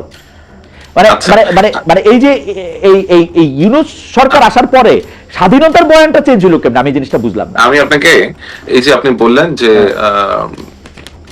আপনার বিভিন্ন ভাবে তারা উল্টাপাল্টা মন্তব্য করছে, আপনার সাথে কথা বলতে বলতে টেক্সট যেখানে চট্টগ্রাম মহানগর জামায়াতের আমির মোহাম্মদ নজরুল ইসলাম মন্তব্য করেছেন, মুজিব বাহিনীর গণহত্যার জবাবেই পাকিস্তানি সেনাবাহিনী 25শে মার্চ ক্র্যাকডাউন চালায়, দৈনিক ইত্তেফাকের সংবাদ। তো এটা যদি কেউ মন্তব্য করেন পাকিস্তান সেনাবাহিনী কেন ক্র্যাকডাউন চালিয়েছিল এবং এটা নাকি মুজিব বাহিনীর গণহত্যার জবাবে চালানো হয়েছিল, এই ধরনের মন্তব্য করে আমার মনে হয় যে এখন আমরা 55 বছর পরে আমরা কিন্তু আসলে বুঝি, জানি, জানার বহুত উপায় আছে। কিছু লোকজন হয়তো তাদের জানার সুযোগ কম, তারা হয়তো আপনার পড়াশোনার এত করতে পারেন নাই অথবা এত বেশি গবেষণার সুযোগ নাই, তারা they resort to YouTube, social media, এবং এখানে কিছু লোকজন জঘন্য প্রকৃতির লোকজন যা বলছে তারা সেখান থেকেই নেওয়ার চেষ্টা। স্যার আপনি খেয়াল করেন, সরকারের একজন প্রেস মিনিস্টারের দায়িত্বপ্রাপ্ত ওয়াশিংটনে বাংলাদেশ দূতাবাসের প্রেস মিনিস্টার, উনিও যদি স্বাধীনতা নিয়ে একটা কথা বলেন, উনি আজকে সবুজ পাঞ্জাবি পরে আসতে 50,000 গালি খাবে এই পাঞ্জাবি পরার জন্যই, মানে এবং এগুলিকে কি সরকার থেকে উৎসাহিত করা হয় কিনা এটা আমার একটু বুঝতে ইচ্ছা করে, কারণ আমি সরকার থেকে উৎসাহিত করা হয় কিনা, আমি তো আপনাকে বললাম যে যেই ব্যক্তি বাংলাদেশের স্বাধীন আপনার বিজয় দিবসে নিয়ে কথা বলার মতো ধৃষ্টতা দেখায়, যে বলতে পারে যে আমি 16 ডিসেম্বর বিজয় দিবস মানি না, তাকে আপনি আবার সরকারি অনুষ্ঠানে দাওয়াত দেন কেন? যদি এটা হয়, যদি আপনি এদেরকে এনকারেজ না করে থাকেন, তাহলে why do you entertain these people in state ceremonies? এরা কিভাবে দেশের গুরুত্বপূর্ণ সভা মিটিং এ গিয়ে হাজির হয়ে যাচ্ছে? যে ব্যক্তি আমার বেসিকে স্বীকার করতেছে না, যে আমার অস্তিত্ব স্বীকার করার চেষ্টা করতেছে না, যে আমার অস্তিত্বকে প্রশ্নবিদ্ধ করার চেষ্টা করতেছে, সে কিভাবে আমার সরকার প্রধানের বাসভবনে অথবা সরকার প্রধানের কার্যালয়ে প্রবেশ করতে পারে? এটা তো আপনাকে বলতে হবে। অ্যাবসলিউটলি। আমি জনাব গোলাম মুর্তজার কাছে এই প্রসঙ্গে আমার প্রশ্ন হচ্ছে, গতবারের মতো এইবারও বিজয় দিবসের কুচকাওয়াজ এই সরকার করে নাই, এই সরকার মানে মুর্তজা ভাই। এবং আজকে যেটা হয়েছে, আমি যেটা দেখেছি যে জাম্প দিচ্ছে একটা ফানি ক্যারেক্টার আছে ওখানে, আশিক নাম, এবং এটা সে আবার হাজির ছবি সহ সে ওটা নিয়ে জাম্প করেছে, এবং সেনাবাহিনীর 54 জন লোক আছে ওইখানে, বাট সেই ঘুরে ফিরে দেখা যাচ্ছে যে চিফ অ্যাডভাইজার পেজ থেকে তার ছবি দেওয়া হচ্ছে, তাকে পোর্ট্রে করা হচ্ছে। কেন ভাই? সে তো ফৌজের কেউ না, সে কোনো একটা চান্সে সে ওখানে গিয়ে ঢুকে গেছে, তাকে পোর্ট্রে করতে হচ্ছে। যদি ইন্সপায়ার করার জন্য 16 ডিসেম্বরকে মনে রাখার জন্য একজন সিভিলিয়ান, যদি যেই সিভিলিয়ান আসলে মানে প্যারাট্রুপিং তো আসলে সিভিলিয়ানরা সাধারণত করে না, যেহেতু সিভিলিয়ান হিসেবে উনি করেন, সেটা একটা মানে আমি খুব মানে এটাতে আমার খুব একটু আপত্তি, আমি দেখি না আর কি, যে সিভিলিয়ান প্যারাট্রুপার আমরা আগে দেখি নাই আসলে সাধারণত, মানে আমিও কখনো দেখি নাই। ও আচ্ছা, সেটাও একটা কথা। আমি একটু গোলাম মুর্তজা ভাই আপনার কাছে একটু জানতে চাই যে বিজয় দিবসে কুচকাওয়াজ হয় নাই পরপর 2 বার, এটার কি কোনো রিজন আছে? মানে না, ধরেন একটা পরিবর্তিত পরিস্থিতিতে 5ই আগস্টের পরে এখন কোন পরিস্থিতিতে সরকারের পক্ষ থেকে সিদ্ধান্ত নেওয়া হয়েছে যে বিজয় দিবসের কুচকাওয়াজ হবে না, সেটা সরকারের জায়গা থেকে বলতে পারবে। ওয়াশিংটনে বসে, দূতাবাসে বসে আমি এই জায়গাটা থেকে কোনো মন্তব্য করতে চাই না, এটা নিয়ে নিশ্চয়ই কোনো লজিক্যাল গ্রাউন্ড ছিল, সেই কারণে হয়তো করতে পারে না। কিন্তু আমি যে জায়গাটা নিয়ে কথা বলতে চাই, যে এই যে বাংলাদেশ 16 ডিসেম্বর বিজয় দিবস, 25শে মার্চের কালো রাত ইত্যাদি নিয়ে যে সমস্ত, বা যেটা জুলকারনাইন সাহেব যেটা বললেন যে মুজিব বাহিনীর আক্রমণের পরিপ্রেক্ষিতে গণহত্যা চালিয়েছে, এই যে তথ্যগুলো, বা আমি 16 ডিসেম্বর মানি না, এই যে তথ্যগুলো ছড়ানো হচ্ছে, এই ঘটনাগুলো কেন ঘটানো হচ্ছে, বা এই ঘটনাগুলো কিভাবে ঘটতে পারছে? এই ঘটনাগুলো যারা এই কাজগুলো করছেন, যারা এই কথাগুলো বলছেন, যেহেতু 5 আগস্টের 5 আগস্টের সময় 5 আগস্ট অর্থাৎ এই গণঅভ্যুত্থানে জামাত, বৃহত্তরভাবে জামাতের শিবির সহ এদের একটা গুরুত্বপূর্ণ ভূমিকা ছিল। পরবর্তীতে যে সরকারটা ক্ষমতায় এসেছে, এই সময়ে এসে এরা মনে করছে, যেহেতু মুক্তিযুদ্ধের ইতিহাস জামাতের পক্ষে তো আসলে বলাও সম্ভব নয়, পালন করাও সম্ভব নয়, কারণ জামাত সেই সময়ে যে মুক্তিযুদ্ধের বিরুদ্ধে ছিল এটা তো তারা নিজেরাও স্বীকার করে। আমরা একরকম করে জানি আর তারা আরেক রকম করে বলে, কিন্তু শেষ পর্যন্ত গিয়ে ঘুরিয়ে ফিরিয়ে তাদেরকেও বলতে হয় যে হ্যাঁ আমরা 1971 সালে মুক্তিযুদ্ধের বিরুদ্ধে ছিলাম, আমরা অখণ্ড পাকিস্তান চেয়েছিলাম, ইত্যাদি ইত্যাদি তাদের বলতে হয়। কিন্তু যেহেতু প্রকৃত ইতিহাসটা তারা বলতে পারে না, কখনো তারা এই জায়গাটাতে চুপ থাকে, কখনো সুবিধাজনক সময় তারা যখনই পায় তখনই তারা এক ধরনের দাম্ভিকতা দেখায়। আপনার খেয়াল থাকবে এবং মুর্তজা ভাই দেখেন একদম শেখ হাসিনার বয়ানগুলি প্রতিষ্ঠিত করে যে আমরা ছাড়া আর কেউ মুক্তিযুদ্ধের কথা কখনো বলবে না, উল্টাপাল্টা কথা বলবে। আপনি যখন এটা বলতে চান তখন এটা ভাইসা যাচ্ছে মোদির টুইট নিয়ে। মোদি বলছে যে বিজয়, তো মোদি ইন্ডিয়ার সাথে মুক্তিযুদ্ধটা তো আওয়ামী লীগের একক কোনো সম্পদ না। এই মুক্তিযুদ্ধ 1971 সালে অল্প কয়েকজন মানুষ ছাড়া সব মানুষ এই মুক্তিযুদ্ধের অংশীজন ছিল, অল্প কয়েকজন মানুষ ছাড়া। তা এখন এই যে 16 ডিসেম্বর বা যে কথাগুলো বললাম আমি, এই কথাগুলো যখন বলা হয় তখন মুক্তিযুদ্ধটাকে আওয়ামী লীগের দিকে ঠেলে দেওয়া হয়। তখন মুক্তিযুদ্ধটা আওয়ামী লীগের দিকে ঠেলে গেলে আওয়ামী লীগ তখন মুক্তিযুদ্ধের চেতনা বিক্রি করার সোল এজেন্সি পেয়ে যায়, এবং সেটা সে 16 বছর ধরে করেছে। আর এখন এসে যখন আবার ওই কথাগুলো বলা হচ্ছে, 71কে যেভাবে আপনার তুচ্ছতাচ্ছিল্য করা হচ্ছে, এবং এরা ধরে নিয়েছে যে এই কথাগুলো এখন বাংলাদেশে বলা যায় এবং এই কথাগুলো বললে এর বিপরীতে কোনো প্রতিক্রিয়া হবে না, অথবা প্রতিক্রিয়া হলেও তারা সেটাকে ডমিনেট করবে। তারা এরকম একটা জায়গাতে গেছে। এই জায়গায় যাওয়ার এর নেগেটিভ রেজাল্টটা হচ্ছে ওই যে আপনি যেটা বললেন যে মুক্তিযুদ্ধটা বললেন যে আওয়ামী লীগের দিকে ঠেলে দেওয়ার যে প্রক্রিয়াটা তৈরি করা হচ্ছে, এই প্রক্রিয়ার মধ্য দিয়ে শেষ পর্যন্ত গিয়ে, আমি আবারও বলি, এইটার শেষ পর্যন্ত গিয়ে সরকারের জন্য আপনি যে কথা বলছেন তার সঙ্গে আমি দ্বিমত করছি না, কিন্তু যারা এই কাজগুলো করছে ইতিহাসে শেষ পর্যন্ত গিয়ে মূল্যটা আবার তাদেরই দিতে হবে। আর বাংলাদেশের মুক্তিযুদ্ধ হচ্ছে এমন একটা জায়গা, আপনি এই মুক্তিযুদ্ধকে কোনোভাবেই চাপা দেওয়া সম্ভব নয়, কোনোভাবেই এই ইতিহাসকে বিকৃত করে প্রতিষ্ঠিত করা সম্ভব না। মুর্তজা ভাই আপনি যে কথা বললেন সেই কথাটা আপনি মনে রাখেন, কিন্তু আমি প্রসঙ্গটা নিয়ে যাচ্ছি হচ্ছে জুলকারনাইন স্যারের কাছে। জুলকারনাইন স্যার খান, আপনি খেয়াল করছেন আমাদের এখানে ভাইসা যাচ্ছে মোদি যে আজ ইন্ডিয়া স্বাধীনতা দিবস বলছে, মোদি যে আজকে বিজয় দিবস বলছে, মোদি যে আজকে টুইট করছে। আরে ইন্ডিয়া পাকিস্তান যুদ্ধের মানে ইন্ডিয়া আর পাকিস্তানের যুদ্ধ তো একটা হয়েছে 1971 সালে। আশ্চর্য ব্যাপার এটা যদি তারা এটা যারা লিখে, না না এটা লিখতেছে না তো, অপতথ্যের কথা মুর্তজা ভাই প্রথমে বললো না। এইটা যদি অপতথ্য না হয়, যারা এটা ছড়াইতেছে, যারা এটা নিয়ে খিলখিল করে হাসতেছে, যারা এটা নিয়ে পাশে রেখে রয়েছে, তাদেরকে কোনো গ্রেফতারের কোনো নাম নাই, তারা গর্ব করে এখানে কথা বলে বেড়াইতেছে। কি কিসের মধ্যে এসে পড়লাম? আমি তো আপনাকে সেটাই আগে থেকে বলেছি, বাট আমাদের তো মুক্তিযুদ্ধের একটা ইনস্ট্রুমেন্ট অফ সারেন্ডার আছে। নরেন্দ্র মোদি টুইট করছে, নরেন্দ্র মোদি টুইট করছে না না নরেন্দ্র মোদি, আমি আসছি এখানে আপনাকে এই যে ভারতের প্রতি যে বিদ্বেষ, ইট ইজ আন্ডারস্ট্যান্ডেবল কেন ভারতের প্রতি বিদ্বেষ আছে। ভারত গত 16 বছর ধরে যেভাবে শেখ হাসিনা সরকারকে সাপোর্ট দিয়ে গেছে একচোখা ভাবে, এবং আমাদের বিভিন্ন ন্যাশনাল ইস্যুতে ভারত যেভাবে স্টেপ ইন করেছে তাদের স্বার্থ হাসিল করার জন্য, অবশ্যই সাধারণ জনগণের ভারতের প্রতি অবশ্যই বিদ্বেষ থাকাটা খুবই স্বাভাবিক। আমাদের সবার সেই বিদ্বেষ আছে, কবার বেশি আমাদের সবার। আমার মনে আছে যে আমি এটাকে পুঁজি করে কিছু ব্যক্তি বিশেষ জিনিসটাকে ভারতীয় আধিপত্যবাদের বিরুদ্ধে যুদ্ধ ঘোষণা করা, এই যে ধরেন এ ধরনের আপনার, আমি এটাকে বলবো যে অসুস্থ চিন্তা ভাবনা করা। আপনি একটা শান্তি চান কিনা? আমরা তো সবাই শান্তিপ্রিয় মানুষ।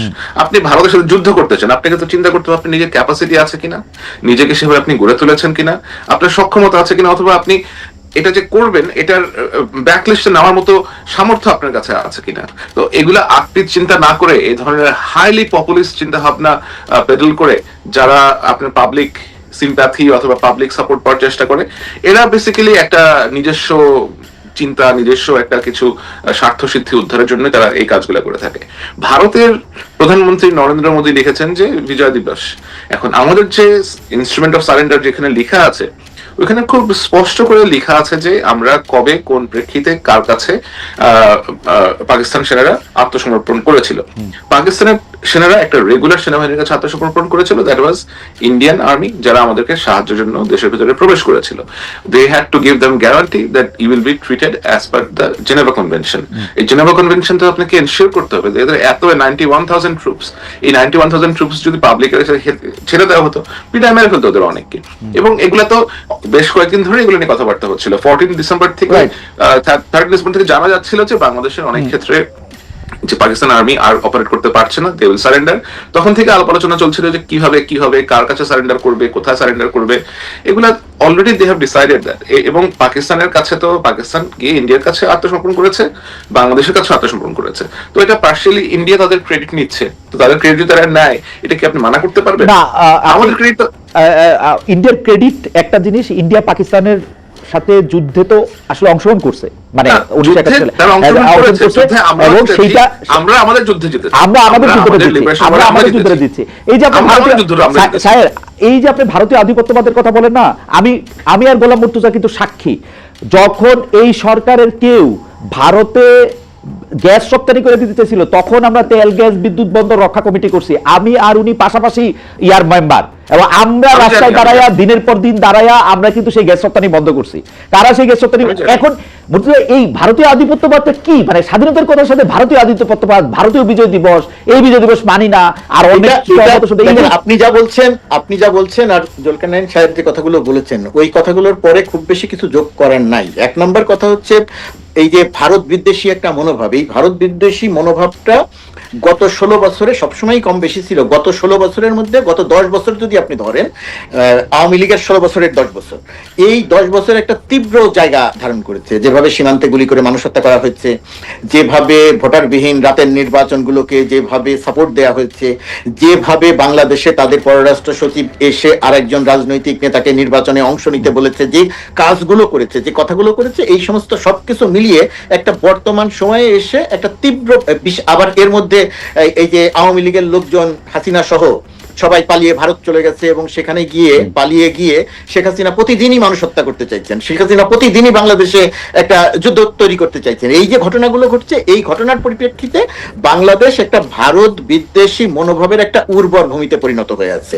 সেরকম একটা জায়গাতে যখন নরেন্দ্র মোদী ভারতের প্রধানমন্ত্রী একটি টুইট করেন এক্সে, তখন তিনি লেখেন ভারত পাকিস্তান যুদ্ধ এবং সেই যুদ্ধে পাকিস্তানকে পরাজিত করার যে কাহিনীটা তিনি লেখেন, ঘটনাটি লেখেন, আমরা আমাদের মতো করে কথা বলতে পারি, কিন্তু এটাকে কেন্দ্র করে আমরা এখন ইন্টারেস্টিং ব্যাপার, পাকিস্তানের পাঠ্য বইয়ে 71 সালের 16 ডিসেম্বরের ভাষণটা কি, ওরা কার কাছে আসছে?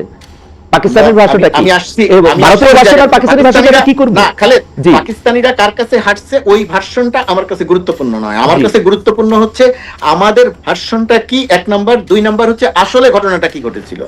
বাংলাদেশ পাকিস্তানের সঙ্গে যুদ্ধ করেছিল, ভারত সেই যুদ্ধে আমাদেরকে সহায়তা করেছিল। যুদ্ধের একটা পর্যায়ে এসে ভারত পাকিস্তান যুদ্ধ করেছে। বাংলাদেশের এই ফ্রন্টটা ছাড়াও আরো 2টি ফ্রন্টে ভারতের সঙ্গে যুদ্ধ হয়েছে পাকিস্তানের, 3টি ফ্রন্টে পাকিস্তানের যুদ্ধ হয়েছে। বাংলাদেশের তো যুদ্ধ করেছে একটা ফ্রন্ট, একটা জায়গাতে। বাংলাদেশের ভেতরে থেকে, পূর্ব পাকিস্তান তার ভূমিতে থেকে পাকিস্তানিদের সঙ্গে যুদ্ধ করেছে, আর ভারত তার ভারতের থেকে এসে বাংলাদেশের একটা ফ্রন্ট, আরো 2টা ফ্রন্টে যুদ্ধ করে পাকিস্তানকে পরাজিত করেছে। ডেফিনেটলি আমাদের যুদ্ধে আমরাই পাকিস্তানকে পরাজিত করেছি, ভারত আমাদের সহায়তা করেছে। এই ইতিহাস আমাদের, এর বাইরে কোনো ইতিহাস নাই। এই ইতিহাস নিয়েই আমাদের থাকতে হবে। ভারত পাকিস্তানকে পরাজিত করেছে, কোনো সন্দেহ নাই। ভারত এই কৃতিত্ব নেবেই, নরেন্দ্র মোদী এই কৃতিত্ব নেবেই। সেটা নিয়ে আমার কথা থাকলে আমি কথা বলবো, কিন্তু সেটা নিয়ে আমি হা হা হি হি কান্নাকাটি এইগুলো করার কোনো মানে হয় না। আমি আমার প্রশ্নটা হচ্ছে মুক্তিযুদ্ধকে, বিজয়কে, 71কে ভারতের বা আওয়ামী লীগের সম্পত্তি কেন মনে করা হচ্ছে? কেন মনে করা হচ্ছে মুক্তিযুদ্ধকে আঘাত করলে আওয়ামী লীগ আঘাত পাবে? মানে ওটা তো সাংঘাতিক আওয়ামী লীগের ফিরে আসার জায়গা। এটা মনে করে যথেষ্ট কারণ আছে, এটা মনে করে যথেষ্ট কারণ আছে। কারণ আওয়ামী লীগ গত কয়েকটা বছর, গত 15-16 বছর সিচুয়েশনটা এমন করেছে যে তারা মুক্তিযুদ্ধকে ওয়েপনাইজ করেছে তাদের পলিটিক্যাল, তারা আপনি যে কারণে যে চালে কাকর মেশাইছে তারে খারাপ কইতে গিয়ে আপনি চাইল খারাপ করবেন না, সেটা অবশ্যই না। সেটা এখন এটা যারা করছে, এই কাজটা যারা করছে তারা অবশ্যই একটা উদ্দেশ্য নিয়ে করছে। বাট এই যে একটা বিশাল সংখ্যক মানুষজনের আপনার মনের মধ্যে আওয়ামী লীগ এবং মুক্তিযুদ্ধ সমার্থক একটা বিষয় পরিণত হয়েছিল, এবং এটা আওয়ামী লীগরাই করেছিল। আওয়ামী লীগের যেই আপনার লিডারশিপ ছিল, তারাই বিষয়টাকে এমন করে ব্লেন্ড করেছে, এমন করে তারা একটা লোকজনের সাইকের মধ্যে আপনার প্রবেশ করানোর চেষ্টা করেছে যে মানুষজন আওয়ামী লীগ এবং মুক্তিযুদ্ধ একটা পরিপূরক হয়ে গিয়েছে। আওয়ামী লীগ কখনোই স্বীকার করে নাই যে বাংলাদেশের লোকজনের, আওয়ামী লীগ তো আমাদের কাছ থেকে মুক্তিযুদ্ধ ছিনতাই করছে। আওয়ামী লীগ তো আমাদের কাছ থেকে মুক্তিযুদ্ধ ছিনতাই করছে।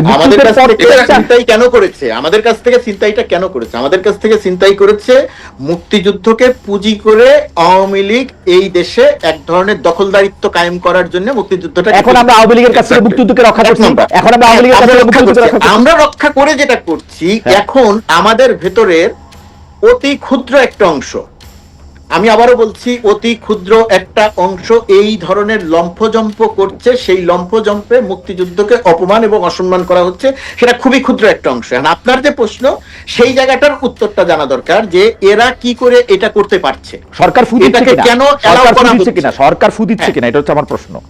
সরকার ফু দিচ্ছে না, কিন্তু সরকার রিঅ্যাক্ট করছে না। হয়তো সরকার ফু দিচ্ছে, আমি সেটা মনে করি না। তাহলে তো সরকার রিঅ্যাক্ট করা উচিত।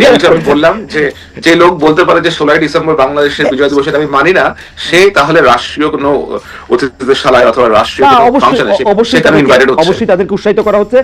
জনাব গোলাম মুর্তজা ভাই তার জায়গা থেকে এটা বলছে যে আমার জন্য আমি আপনি কিভাবে দেবেন? ডক্টর ইউনূসের যদি আপনি দেখেন, ডক্টর ইউনূস 1971 সাল মুক্তিযুদ্ধের পুরো সময়টাতে যুক্তরাষ্ট্রে অবস্থান করেছেন। সেই আমাদের সাবেক অর্থমন্ত্রী আওয়ামী লীগের আবুল মাল আব্দুল মুহিত সহ এইখানে তারা খুব গুরুত্বপূর্ণ রোল প্লে করেছেন, মুক্তিযুদ্ধের পক্ষে খুবই গুরুত্বপূর্ণ রোল প্লে করেছেন। তারপরে যুদ্ধ বিধ্বস্ত বাংলাদেশে ফিরে গেছেন। ওই ইতিহাস যদি আপনি খোঁজ করতে যান তাহলে দেখবেন অত্যন্ত গৌরবের ইতিহাস।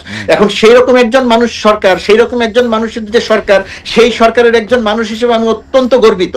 কিন্তু সেই সময় যখন ক্ষুদ্র একটা অংশ যখন মুক্তিযুদ্ধকে তুচ্ছ তাচ্ছিল্য করে, 71কে তুচ্ছ তাচ্ছিল্য করে, 16 ডিসেম্বরকে তুচ্ছ তাচ্ছিল্য করে, সেটার জন্য আমি খুব ব্যথিত হই। মানে ব্যথিত হই কেন? ব্যথিত হই যেহেতু আমি সরকারের অংশ, সেই কারণে আমি একটু মার্জিত ভাষায় বলছি, অন্য কোনো শব্দ ব্যবহার করতে পারছি না বলে। অ্যাবসলিউটলি ঠিক আছে। আমরা আচ্ছা, আমাকে একটা স্মরণ করাই দিয়েছেন যে আমার একটা স্লিপ অফ টাং হয়েছে, আমি হাদির মৃত্যু বলেছি। আমি খুবই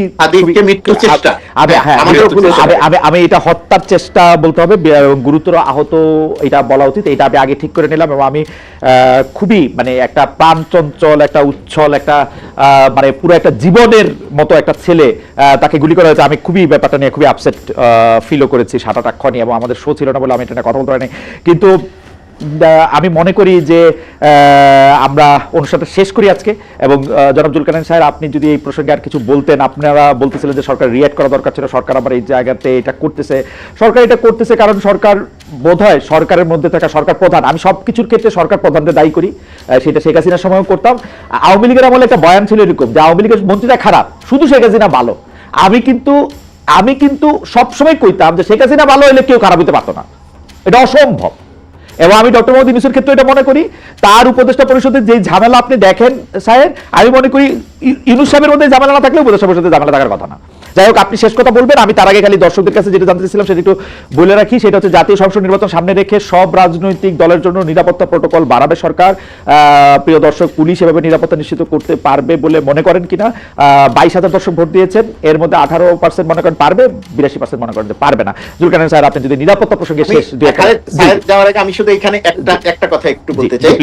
আমি এই আব্দুল হাদি, আমাদের হাদি অত্যন্ত প্রিয় মানুষ, আমি তাকে গুলি করার পরে আমি স্বরাষ্ট্র উপদেষ্টার একটা বক্তব্য দেখেছিলাম, এবং সরকারের ভিতরে এই কথাটা যেখানে বলা দরকার আমি নিজে বলেছিলাম। আজকে যেহেতু আপনার অনুষ্ঠানে সুযোগ পেয়েছি, আরেকবার একটু বলি। আমি উপদেষ্টার মুখে বলতে শুনেছিলাম যে যাদের বৈধ অস্ত্রের লাইসেন্স ছিল, যারা জমা দিয়েছেন, তাদের অস্ত্রের লাইসেন্স ফেরত দেওয়ার চিন্তা করছে সরকার, এবং নতুন যারা অস্ত্রের লাইসেন্স চাইবে তাদেরকেও লাইসেন্স দেয়া হবে। এইখানে আমি সরকারের ভেতরেও বলার চেষ্টা করেছি, এই অনুষ্ঠানের মধ্য দিয়েও বলার চেষ্টা করি, সত্যি সত্যি যদি স্বরাষ্ট্র মন্ত্রণালয়, আমাদের সরকারের এই স্বরাষ্ট্র মন্ত্রণালয় যদি এরকম সিদ্ধান্ত নেয়, তাহলে আরেকটা ডিজাস্টার হওয়ার সম্ভাবনা আছে। আমি আমার ক্ষুদ্র বিবেচনা থেকে বুঝি। প্রথমত কথা, এই মুহূর্তের প্রধানতম দায়িত্ব হচ্ছে বৈধ অবৈধ যত অস্ত্র এখনো যদি বাইরে থেকে থাকে, সকল অস্ত্র নিজেদের হেফাজতে নেয়া, এবং আইন শৃঙ্খলা রক্ষাকারী বাহিনী, সেনাবাহিনীকে আমি এর মধ্যে অংশ মনে করছি, দিয়ে আইন শৃঙ্খলা পরিস্থিতির উন্নতিতে ভূমিকা রাখা। আপনি যদি এখন অস্ত্র ফিরিয়ে দেন এবং যদি আবার নতুন অস্ত্র দিয়ে দেন, দেখবেন আবার অনেক সন্ত্রাসী অস্ত্রের লাইসেন্স পেয়ে যেতে পারে। এই জায়গাটাতে আমাদের সরকারের সংশ্লিষ্ট যে দপ্তর আছেন তাদের অতিরিক্ত সতর্কতা প্রত্যাশা করি। আমি একদম এই ব্যাপারে একমত। আমি যেহেতু কিছুদিন ম্যাজিস্ট্রেসি করছি, আমি জুডিশিয়াল মুন্সিখানাতেও অ্যাটাচ ছিলাম, আমি দেখছি যে অস্ত্রের লাইসেন্স দেয়া নেয়ার মানে যেটা বলতে চাচ্ছি, সরকার যদি ওকে লাইসেন্স দিত বা সবাইকে লাইসেন্স দিত, এইটা ঘোষণা না করা 100 ভাগ উচিত ছিল। দুই রকম কারণে অনেকের কাছে অস্ত্র যাবে এবং যারা সেই নিরাপত্তা বা সেই লাইসেন্স নিবে না তারা পড়বে হচ্ছে ঝুঁকির মুখে। এটা খুবই সাংঘাতিক একটা খারাপ কাজ হয়েছে এই ঘোষণাটা দেওয়া। এবং স্বরাষ্ট্র উপদেষ্টা মানে মাই গড, আপনি স্বরাষ্ট্র উপদেষ্টা, আপনি যদি আমার কথা শোনেন প্লিজ আপনি এক্ষণ পদত্যাগ করেন। যাই হোক, এই আমি একটু জনাব জুলকারনাইন সাহের খানি আজকে অনুষ্ঠানটা জি, শেষ করতে থ্যাংক ইউ ভাই। আমি এক্স্যাক্টলি মোর্তজা ভাই যেটা বলতেছি, লাইক একটু আগে বললেন, আমি এই বিষয়ে বলতে চাচ্ছিলাম যে এখন নতুন নিয়ম করে গতকালকে দেখলাম যে নাসিমুল গনি সাহেব স্বাক্ষরিত একটা নতুন প্রজ্ঞাপন এসেছে, নতুন এই যে কোন কোন রাজনৈতিক ব্যক্তিত্বকে অস্ত্র দেওয়া যাবে, কোন বিশেষ ব্যক্তিদেরকে অস্ত্র দেওয়া যেতে পারে, এই ধরনের একটা নতুন নীতিমালা তারা গতকালকে গত 15 ডিসেম্বর এটা আপনার প্রণয়ন করা হয়েছে, and it has been issued. তো এখন অস্ত্র ইস্যু করা, এখন অস্ত্র ইস্যুর লাইসেন্স ইস্যু করার সময়টা এখন না। এখন আপনাদের আসলেও এই অস্ত্র যাদের কাছে আছে, বৈধ অবৈধ যাই আছে, বরং এগুলা সব অ্যারেস্ট করে এগুলাকে আপনাদের কাছে ফেরত নিয়ে আসা উচিত। এবং পাশাপাশি যারা বিভিন্ন বিশিষ্ট রাজনৈতিক ব্যক্তিত্ব আছেন যাদের উপরে এ ধরনের আক্রমণের সম্ভাবনা আছে বলে প্রতীয়মান হয়, তাদেরকে যথেষ্ট রকমের নিরাপত্তা দেওয়ার চেষ্টা করুন। পাশাপাশি যারা বিভিন্ন রাজনৈতিক দলের সাথে সংশ্লিষ্ট আছেন এবং আপনার গণসংযোগ করতে মাঠে ঘাটে যাবেন, আপনারা চেষ্টা করেন অ্যাজ লং অ্যাজ পসিবল যেন কোনো কভার্ড কোনো মাধ্যমে চলাচল করার জন্য। কারণ যে গোষ্ঠী দেশের ভিতরে ঢুকেছে এরা এটা এটা আসলে বেশ মারাত্মক। এরা বিশেষ উদ্দেশ্য নিয়েই ঢুকেছে এবং এতে আপনার আশেপাশে যারা আছে, সার্কেলে যারা আছে, নজর রাখুন যে এখানে অপরিচিত মুখ দেখা যায় কিনা, হঠাৎ করে কেউ এসে আপনার ভিতরে প্রবেশ করার চেষ্টা করছে কিনা। এই ধরনের আপনার পারিপার্শ্বিক যে অবস্থা আছে, আপনি নিজের আশেপাশে 1-2 স্তরের একটা বলয় গড়ে তুলুন যেন আপনি জানতে পারেন, আপনার ক্লোজেস্ট যারা ট্রাস্টেড লোকজন আছে তারা যেন আপনাকে অ্যাটলিস্ট জানাতে পারে যে এরকম অ্যাবনর্মাল কোনো কিছু তারা আশেপাশে দেখছেন কিনা। আমার মনে হয় আমি এই নিরাপত্তা টিপসটাই হয়তো এখন দেওয়া জরুরি। তো আমি এতটুকুই বলতে পারি খালেদ ভাই। আমি অনুষ্ঠান শেষ করবো। জুলকারনাইন স্যার, আপনাকে অনেক ধন্যবাদ। কিন্তু আমি একজন দর্শক মামুন হোসেন 2475 উনি একটি প্রশ্ন করেছেন, খালেদ ভাই আপনি ভারতের গ্যাস দেওয়ার বিরুদ্ধে আন্দোলন করলেন, কিন্তু জুলাই আন্দোলনের সময় আপনাকে নাকি জার্মানিতে একটা প্রতিবাদ সমাবেশে যেতে বললো, কিন্তু আপনি গেলেন না, এত প্রেম আপনার। আমি জবাবটা দেই, এটা 26শে জুলাই 2024 ঘটনা। 26শে 2024 আমি ডয়েচে ভেলেতে একটি টক শো করেছি, এর সামনে দিয়ে গিয়েছি, তখন ওর মধ্যে কয়েকজন দাঁড়িয়ে এটা প্রতিবাদ করেছিল। আমি বলেছি যে এটা আমি এখানে দাঁড়াতে পারবো না, এটা আমি বলেছি। আমার যেটা কাজ সেটা আমি করেছি। 26শে জুলাইয়ের টক শোটা আপনারা দেখলেও দেখতে পারেন, আপনাদের ইচ্ছা। এবং এই যে এইগুলি এইখানে খালেদ আমি একটু এই জায়গাতে যোগ করি, দর্শক যারা আছেন তারা হয়তো ভালো প্রত্যাশার জায়গা থেকে কথাটা বলেন, তাদের উদ্দেশ্যে বলি, ধরেন আমরা যারা সামনে, ধরেন আপনি যেটা তেল গ্যাস বিদ্যুৎ বন্দর রক্ষা কমিটি বললেন, তেল গ্যাস বিদ্যুৎ বন্দর রক্ষা কমিটির পক্ষ হয়ে বা তারা যে কাজ করেছে সেই কাজের সঙ্গে সম্পৃক্ত হয়ে আমি আর আপনি কাজ করেছি, এরকম বহু মানুষ কাজ করেছে অসংখ্য। কিন্তু আমি কখনো কোনোদিন তেল গ্যাস বিদ্যুৎ বন্দর রক্ষা কমিটির কোনো সমাবেশে, শাহবাগে গিয়ে মানববন্ধনে বা কোনো সমাবেশে গিয়ে দাঁড়াই না। আমাদের পক্ষে সম্ভব, সাংবাদিক হিসেবে আমি সেটা দাঁড়াতে পারি না, কিন্তু আমি তাদের রাউন্ড টেবিলে গেছি, তাদের আলোচনা অনুষ্ঠানে গেছি। ঠিক আছে, ওই যেমন জুলাই আগস্টের কথা যদি বলেন, আমি জুলাই আগস্টের আন্দোলনের পুরো সময়টা ঢাকায় থেকেছি, কিন্তু আমি কোনো মিছিলে যাই নাই। মানে সাংবাদিক হিসেবে মিছিলে যাওয়া এত বড় একটা লেখা লিখছে, লেখা হচ্ছে 50,000 60,000 ইয়া হয়েছে যে জার্মানিতে আন্দোলনের সময় ডাকা হলে তিনি যাননি। আরে যাই নাই, আমি কি কইছি? আমি গেছি না। কিছু নিয়ম থাকে তো, আমার যে চাকরির, আমার যে কাজের জায়গা, আমার যেমন ধরেন অনেক রকমের পলিসি তো আমাদেরকে মেনটেন করতে হয়। লাইক এই আপনাকে তো ওই পলিসি যদি ফলো না করেন then you will be in trouble. না, আর সবাইকে মাঠে ট্রাবল। আপনি 26শে জুলাই টকশোটা, 26শে জুলাই 2024 সালে যে টকশোটা, সেটার মধ্যে সাবেক বিচারপতি মানিক সাহেব ছিলেন, আর একজন ছিলেন হচ্ছে অধ্যাপক মানস চৌধুরী। ওই টকশোটা করার জন্য আমাকে হিউজলি প্রিপেয়ার করতে হয়েছে, that was the talk show time.